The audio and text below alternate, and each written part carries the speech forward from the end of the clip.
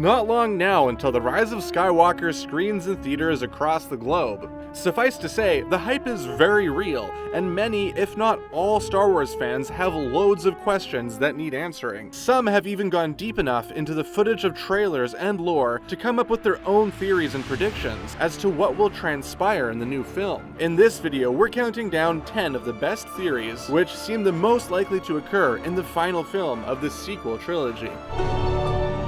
The Force brought us together.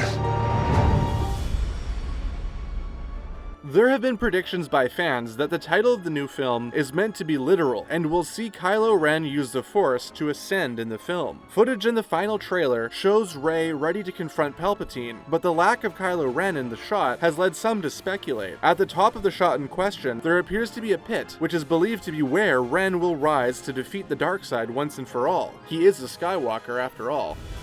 What is a video about Star Wars without mentioning everyone's favorite new little green creature? Baby Yoda's addition to The Mandalorian has proved itself to be a massively successful inclusion. Countless memes have been spawned, millions of adoring fans have had their hearts stolen, and enough merchandise has been made to make even the most aggressive of consumers have buyer's remorse. What I'm saying is that given the success of Baby Yoda in the show, it only seems natural that he will play some new role in the film. Baby Yoda shares the same birth year as Anakin, so he would be 76 during the events of the 9th episode. Taken from canonical clues, chiefly the novel, The Jedi Path, a manual for students of the Force, it takes a Padawan roughly 20 years to become a Jedi Knight, and another 20 years to become a Master. If Baby Yoda was to follow the same timeline of Yoda's achievement by 100, Baby Yoda would need to begin his training at 60, which is not too far off from his age at 50 in The Mandalorian. Could he play a helping hand in fighting off the dark side once and for all?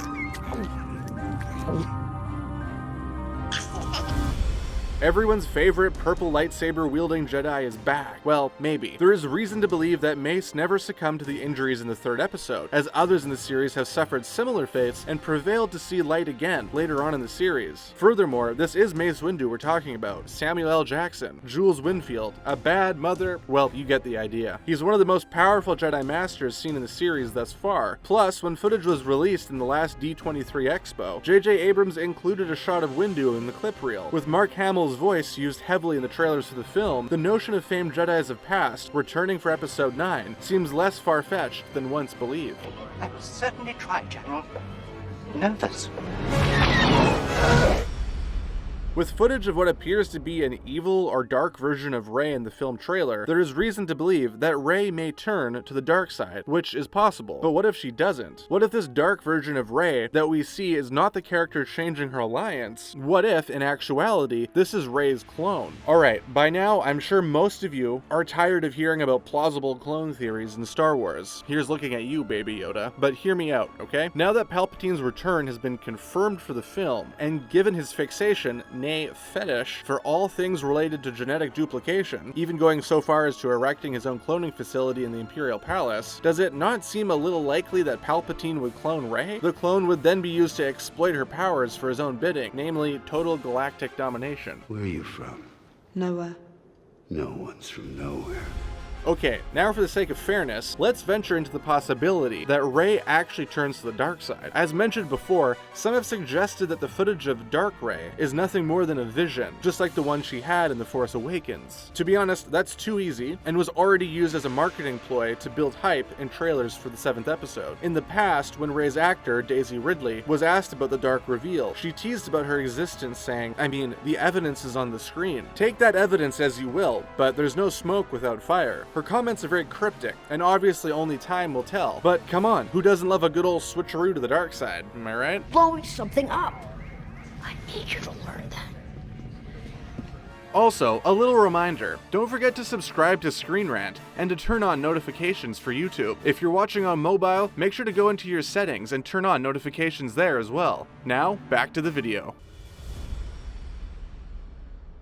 The true identity of Rey's parents has been a source of perplexity for many. This comes even after the fact that the question was apparently put to rest in the 8th episode, when Kylo tells Rey they were filthy junk traders, sold you off for drinking money. Yet interest in her parents has been reignited after J.J. Abrams confirmed in an interview with ABC News that in the 9th episode, her lineage will be delved into more deeply. After being questioned about Rey's origin, Abrams says, "We were well aware that that's one of the things that's been out there. I don't want to say what happens in episode 8 didn't happen. We have to honor that. But I will say that there's more to the story than you've seen. So who exactly are her parents?" Well, there's always the possibility that Kylo didn't exactly tell her the whole truth. Fans have been going wild, suggesting that just about every fan favorite character could be her mother or father. Fans on Reddit have broken down their theories, which include, but are not limited to, Emperor Palpatine, Han Solo, or even Luke Skywalker being her father. My money's on Rey being the love child of Palpatine and Leia. Calling it right now.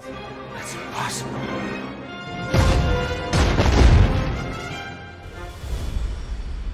The new character Jannah, who is set to be portrayed by Naomi Ackie, has people excited. Why? Well, she's a new character, and a new character brings new lore and timelines to the massive Star Wars franchise. More than that though, people are excited because many have noticed that her costume looks strikingly similar to Lando Calrissian's. Furthermore, when asked on a panel discussion to comment on rumors of any sort of relation to Calrissian, she replied, "Lando is a charming man, so he could have children all over the universe. That's all I'm saying." Besides again cementing the obvious that Lando Calrissian is a bona fide intergalactic ladies' man, she is also alluding to her character being the child of Lando himself. If her allusions are true, perhaps we could see the rise of the newest father-child relationship play out since Han and Kylo, although let's hope it doesn't end as tragically as theirs.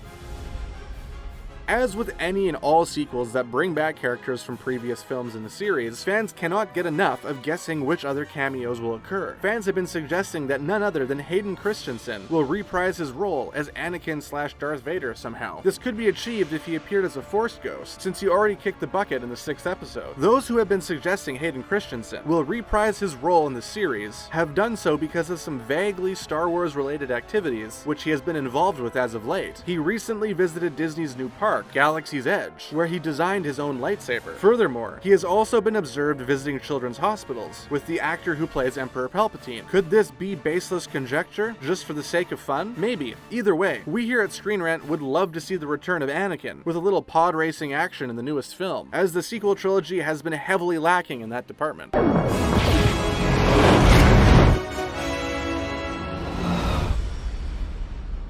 Famed Clerks director Kevin Smith raised a new theory to many fans after he visited the set of the new film. On an episode of the Hollywood Babylon podcast, Kevin laid out his theory concisely and in typical Smith fashion, loaded with expletives. What if they are telling us the title, The Last Jedis, The Jedis Must End, all that? What if that's it for the Jedis? And perhaps the new religion are the Skywalkers? Doesn't that just give you the chills? What if that's it? Smith went on to state, wouldn't that be dope? Essentially, what Smith is saying is pretty convincing when one considers the titles of the films. Plus, historically, each final film in the trilogy has a major shift occur. The replacement of the Jedis with Skywalkers could be a monumental shift which occurs at the end of the film. This new monumental shift could see a new Force rise to power, not the secular Republic, with its bureaucratic senate and behind-the-scenes bad guys, nor the one-dimensional genocidal empire. The new big force in the galaxy will be the religious Skywalker Order. This presents all kinds of possibilities for the future of a franchise which, as we all know, will not be ending anytime soon. The Skywalker Order could extend the old ideas of the Jedi to accommodate the ideas of balance between the dark side and the light side of the Force more openly. Whereas in the past, the Jedi motto was, if you strip away all the highfalutin